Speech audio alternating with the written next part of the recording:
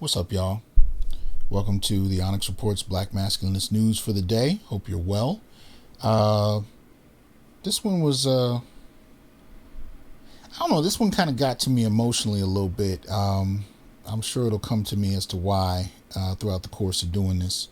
But as you can see, this one is entitled, this is an article you can find on abcnews.go.com entitled Magruder Roots. Families trace lineages back to a single enslaved man. And this is Caucasian families as well as African American families. I just kind of isolated the particular part I wanted to deal with, right? So that said, let me go ahead and pull it up here. Right.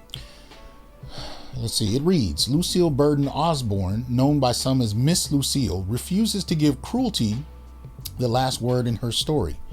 At 95 years old, she grew up in the same house as family members who'd survived slavery, including her great-grandmother Rachel Magruder. Her great-grandfather, Charles Magruder, had also been enslaved. As she grew up, Osborne had heard people speak about her great-grandfather, but people rarely spoke about the fact that he is the patriarch to most black people from Alabama with the surname Magruder. Evidently, old man Charles Magruder must have been an important person to the community because we would hear his name many, many times, said Osborne, but nobody seemed to want to discuss how Charles fit into the slave situation, and it seemed like everybody would whisper when they were talking about Charles. Right? She went on. So this is what stands out in my mind, that he must have been the Big Daddy because during his early years, he was considered a slave breeder. Right? As it reads. So this is a crucial piece, right? Congress banned the transatlantic slave trade in 1808. No longer able to import enslaved Africans, many owners forced people like Charles Magruder to procreate. Right? Now there's a piece I want to add to this that I think Dr. Claude Anderson covers well, and he's one of the few people I've heard even mention it, to be willing to talk about it publicly. And I'm saying this after having multiple degrees in Africana Studies. I found very few professors would talk about this in the manner he does. So let's check out what he has to say on the matter. Back over 200 some years ago, because you see, the fork in the road, that was the biggest darn depot for black slaves in the country, off of the eastern shore. See, when Virginia, South Carolina, and North Carolina went into the slave-producing industry after the Constitution outlawed slave importing after 1808 into this country. They had to have another way to create babies against slaves. So they started bringing in black women into the country then in mass numbers. Then most of the blacks in the feminist movement don't even understand that. They think that slavery was about black women. It was not about black women. Slavery was about man to man, men to men. It was about blacks against white men and black men and white men against black men. That's what slavery is about. 80% of all the slaves coming to the country were basically black men until the Constitution in 1789 says you got 25 years to cut out and no more bringing in slaves. And the three states that pushed to get that 25-year postponement from 1789 up to 1808 was South Carolina, North Carolina, and Virginia. They said, give us a chance to get situated because we need these black slaves. And why they need black slaves? Because they said, because the wealth of these states, and the wealth of these colonies, and the wealth of this nation is in black slaves. That is the primary generator of wealth. Black slaves are a form of currency. It's like money. That's who generates the wealth in the country. A black slave was like a walk-in express card, a Visa card. A white man who owned a slave did not have to work. He could earn money just by renting that slave out and going earning it. And so South Carolina, North Carolina, and Virginia, they started bringing in black women in here so they can impregnate them and started getting babies free, where they were paying about $25 or $27 a piece, getting them off the coast of Africa, then trying to sell them for $800 and $900 at about a 1,500% profit margin in the United States. They didn't have to do that any longer. They started using black women, impregnating them, and raising free black slaves. But once they raised those slaves, they then had to take them across the country And the biggest depot for receiving them was called a fork in the road. That was in New Orleans. New Orleans was a fork in the road. They made those blacks walk from Virginia, South Carolina, and North Carolina all the way barefooted, in chain, all the way to the fork in the road in the New Orleans area. And it's sort of ironic that with the whole enslavement process and the marches across America to the fork in the road, that the fork in the road has not changed. Why no older? Black folk are still marching, still going someplace, still in chains mentally, and still winding up producing wealth and income and enriching other people. Black folk have enriched every religion, every ethnic group, every culture. They've enriched in every nation. They've enriched everybody on the earth but themselves. They are the primary engineers of wealth. The wealth of this nation was built on the backs of black slaves and Indian land. And that is the primary generator of wealth in America. And our people have never fully understood that. They've been misled and bamboozled and believing that somehow that wealth in this nation is who you get along with. Okay. Now that was a short clip, and I'll put the link for it in the description. If I forget, let me know. I'll put it there. That comes from BGS Ibmore's channel. And it's only about 5 minutes long, but it blew me away the first time I heard it, because you got to know, from undergrad through my doctorate in Africana Studies, no one taught us about the numbers in regard to gender. We were taught that when you talk about slavery, black men and women came in equal numbers from the beginning all the way to the end, right? But when you hear Dr. Anderson break down that 80% of those brought in up to 1808, right? So from 1619 to 1808, 80% were men. That's not something that we regularly heard. That's not something that was disseminated, at least in any of the classes I took, and I never heard it at conferences. I never heard it broken down. Why? Because it would seem to diminish the black woman, the black female presence. And we can't have that. So we are willing, and we've seen it demonstrated in other areas. I don't have time to go through it now, but I don't have a problem doing so. We've seen it demonstrated in other areas that we will overlook the reality of history and the accuracy of it to make sure that we appease the feminist agenda. So we won't talk about anything that may seem to make feminists uncomfortable. And one of the things about slavery that makes feminists uncomfortable is to suggest that it's less than 60 years, right? Less than 60 years that you see black women in significant numbers endure slavery before the Civil War formally ends it. That's a powerful piece. So I'm bringing that to this piece about Charles Magruder for a reason. And I continue with the article, right? Slave owners owned enslaved women's wombs, and they owned the products of enslaved women's wombs. And that was foundational to white Southerners, to how white Southerners understood and conceptualized slavery, said Chris Bronner, a history professor at the University of Maryland. Charles Magruder's story reflects that sense of what slavery was. Now, I want you to hear something in that quote, right? He went through this, well, I don't know if Chris is a he or she, but, Chris went through this narrative, right, that centered women, because that's what we do. When we talk about slavery, anything having to do with sex, anything having to do with reproduction, you center on women. Men, they're kind of a side piece to that story, right?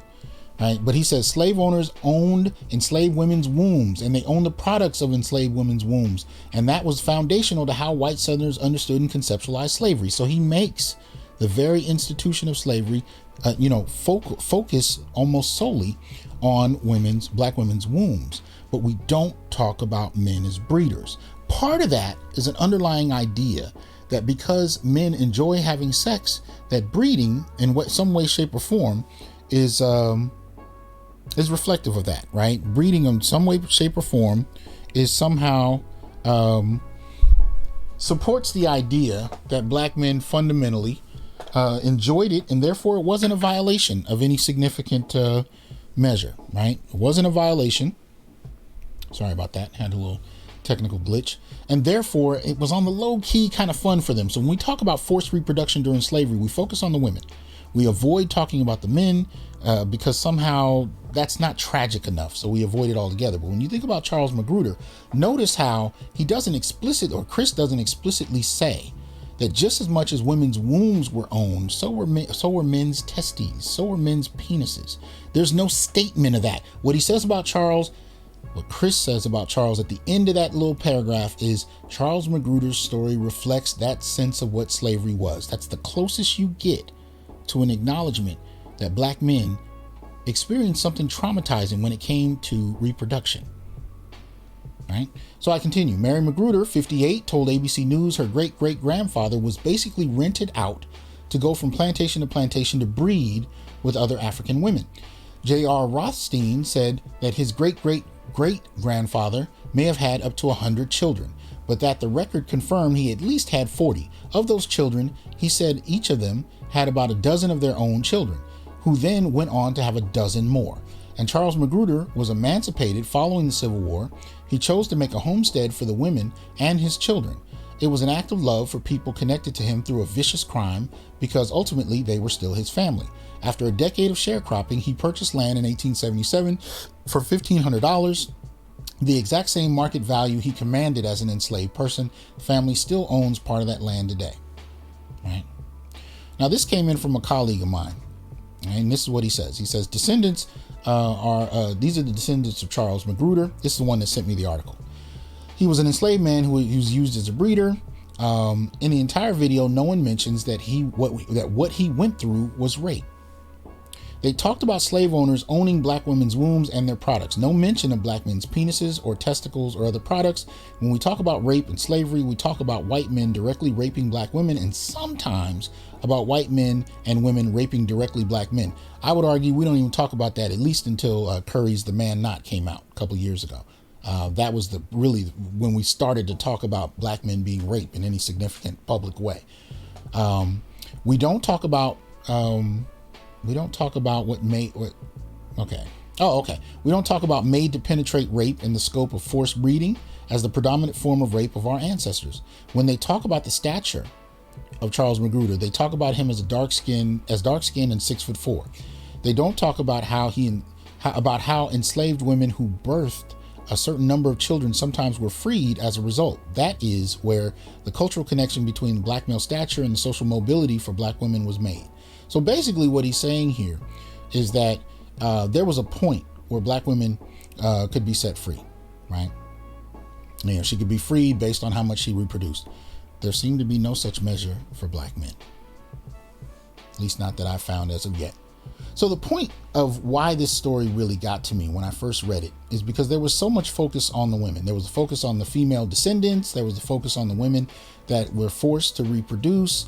Charles was supposed to be the center chord of the article, but all they really did when they talked to Charles or about Charles was kind of deal with the fact that he reproduced and there were so many kids that he sired, but nothing having to do with him as a representation of black men who were forced to stud during this period, as if they experienced nothing traumatic in and of itself. I mean, we're just now developing the category of rape in the last 6-7 years called made to penetrate, where we actually talk about men who are forced to have sex in a context they themselves don't necessarily want to be in.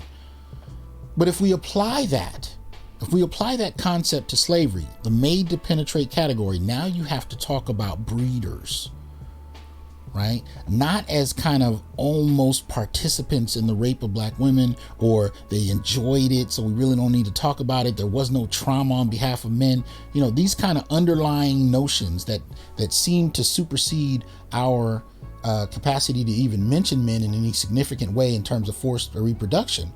But now we actually have to talk about forced breeding as a form of rape.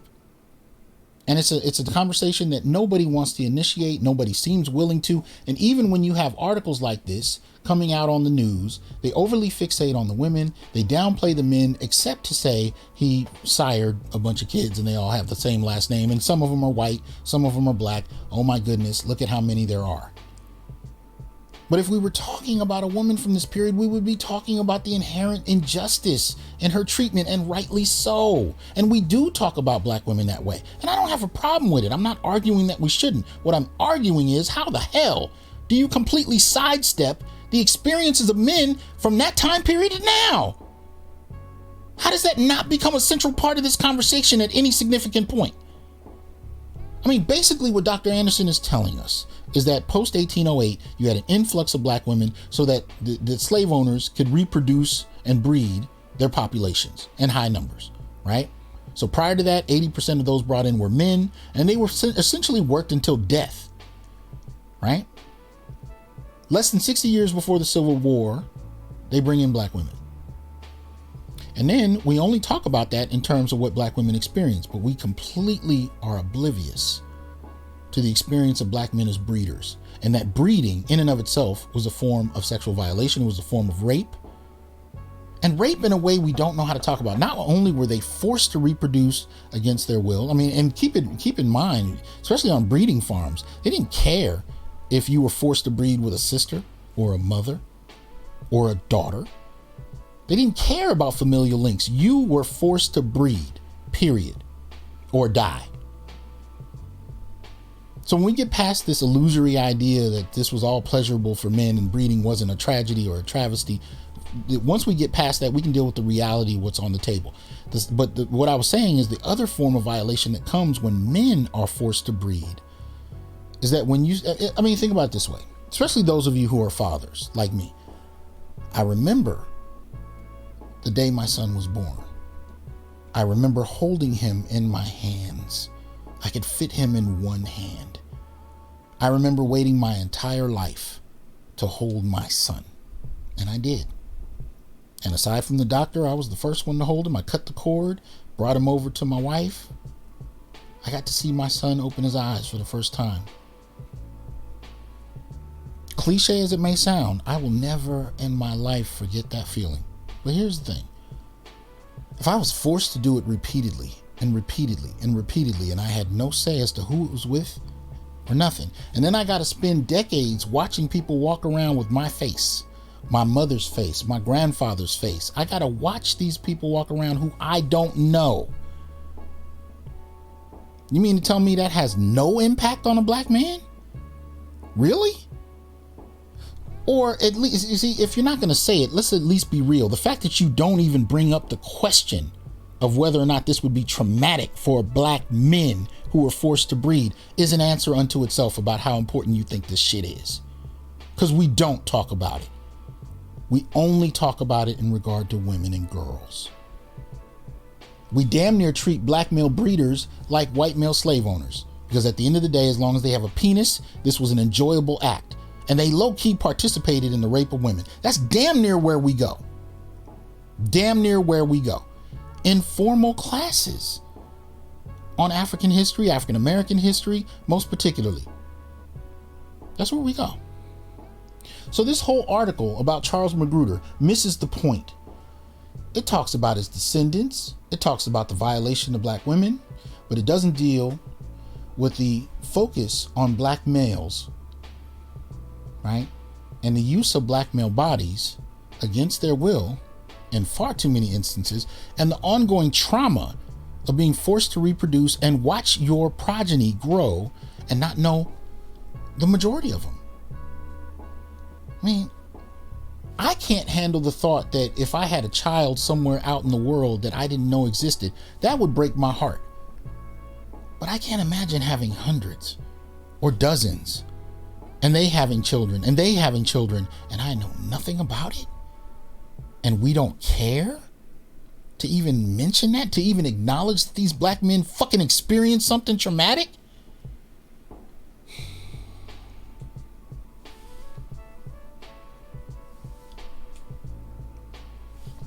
Yeah. Anyway, y'all make sure that when you talk about, I don't care if you're dealing with the historical realities of slavery or whether you're talking about rape in the current day, do not leave black men's and boys' experiences out of the discussion to make other people feel comfortable or to allow other people's political drives to dominate the narrative of the conversation.